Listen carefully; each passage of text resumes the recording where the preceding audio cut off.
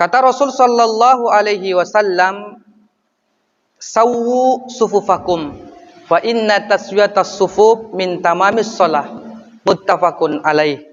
Luruskanlah saf-saf kalian, karena kalau lurus saf tersebut itu akan mendatangkan kesempurnaan solat. Ketika ketika seorang imam mengingatkan kita sawwu sufufakum, maka kita katakan ini adalah di antara sunnah Rasul sallallahu alaihi wasallam. Jadi ketika Rasulullah itu menjadi imam, beliau akan mengatakan sawwu sufufakum, luruskan saf kalian. Ini adalah fi'il amar, perintah. Jadi ketika Rasulullah itu berdiri di depan, maka ia akan mengatakan sawwu sufufakum. Kemudian, tapi di antara sunnahnya juga, imam itu ketika mengatakan sawwu ke depan. Salah juga memang imam tuh ketika mengatakan luruskan safnya, tapi mukanya ke depan, gak melihat jamaahnya. Itu sebetulnya salah juga.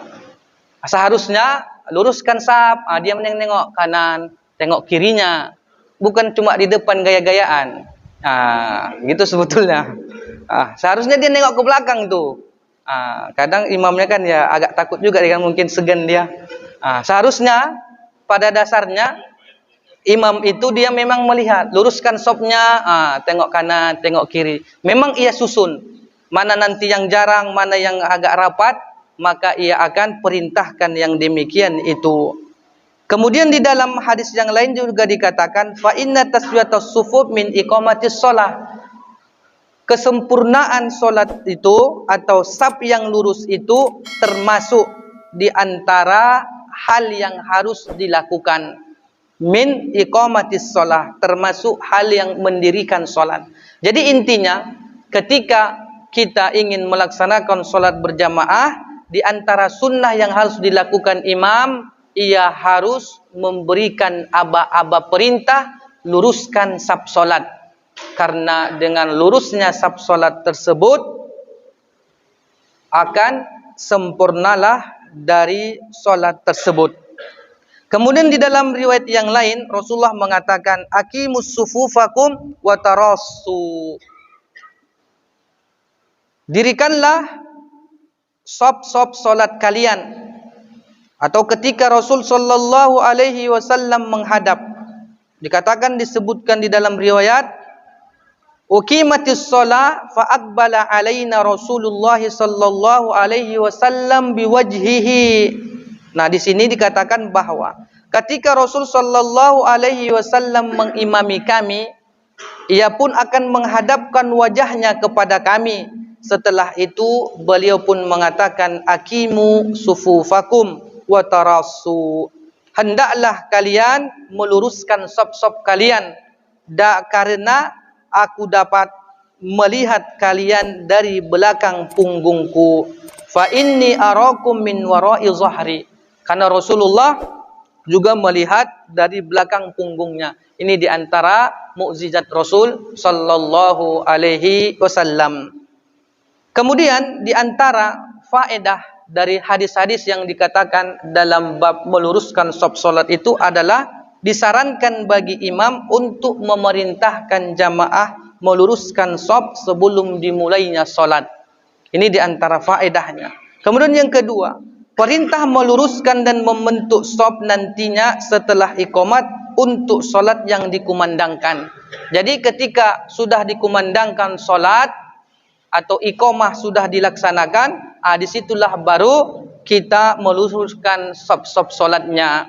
Kemudian yang ketiga, meluruskan saf merupakan bagian dari solat berjamaah. Kita harus tahu bahwa ketika kita meluruskan saf solat itu adalah diantara bagian solat berjamaah. Keempat, termasuk mukjizat Nabi sallallahu alaihi wasallam, beliau dapat memperhatikan sahabatnya yang di belakang atau di balik punggungnya. Dan yang kelima, meluruskan saf dengan cara menempelkan bahu dengan bahu dan kaki dengan kaki. Ini adalah dasarnya.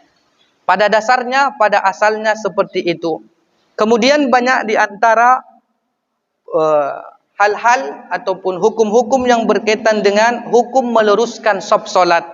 Jumhur ulama atau mayoritas ulama pun mengatakan atau berpendapat bahawa hukum meluruskan saf solat itu adalah sunnah.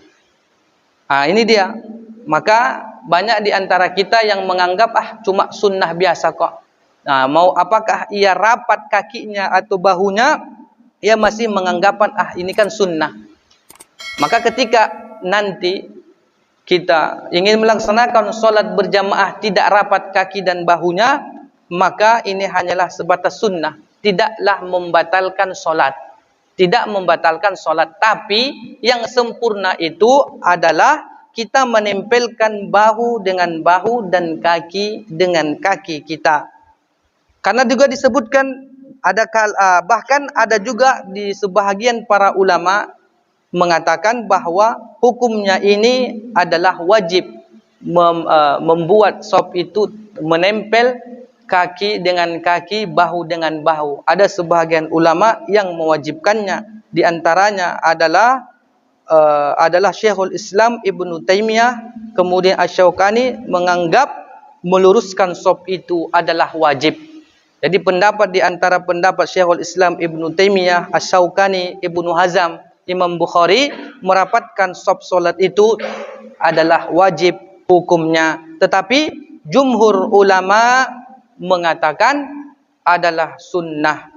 Dan hal itu kemudian disebutkan juga hukum membuat garis di dalam saf. Maka para ulama mengatakan, atau para ulama Komisi Fatwa Kerajaan Arab Saudi pernah ditanya, apa hukum menaruh garis di atas alas atau sajadah di masjid? Contohnya kayak sajadah kita, ada garis-garisnya, seolah-olah itulah tempat berdiri kita, ada kamar-kamarnya. Maka dikatakan bahwa hal itu tidaklah masalah. Kalau mereka solat tanpa garis juga tidak mengapa, karena sedikit miring tidaklah masalah. Maksudnya ketika kita solat ada garis-garis sajadah kita tidak masalah. Bukan berarti kita memposisikan diri masuk hanya di kamar-kamar yang telah ditentukan tersebut. Kemudian kaum muslimin dan muslimat yang dirahmati oleh Allah Subhanahu wa taala, intinya adalah ketika kita ingin melaksanakan solat berjamaah bagi makmum, mereka harus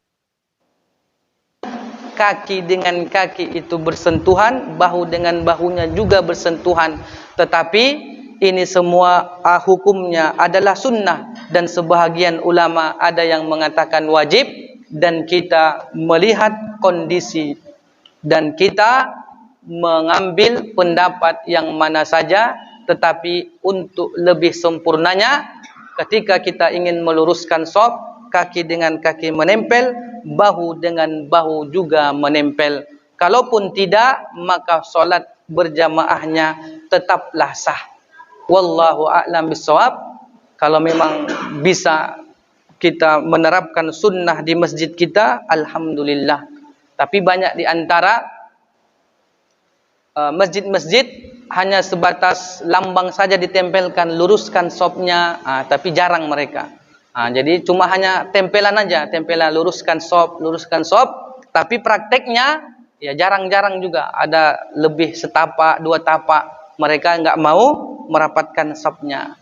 Dan berbeda halnya nanti ketika kita melihat di Makkah ataupun di Madinah yang banyaknya umat. Yang penting intinya, sebahagian ulama mengatakan, kalau kakinya tak pun rapat kaki dengan kaki, setidaknya bersentuhanlah tangannya ataupun bahu dengan bahunya. Atau kalau bisa dua-duanya, kakinya juga rapat, bahunya juga rapat. Tetapi ketika ada nanti misalnya jamaahnya pendek kali, kecil kali dengan yang besar, kadang nggak nyambung dia. Yang penting intinya adalah disebutkan di dalam hadis, la tada'ul furjah lisyaitan. Janganlah kalian meninggalkan celah untuk syaitan.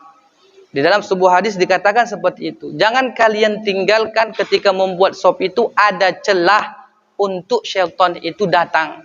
Tapi ada juga sebahagian kiai itu ya menyelenehi atau menganggap ya baguslah kalau syaitan itu ikut solat. Ini kan jadi Bukan maksudnya itu.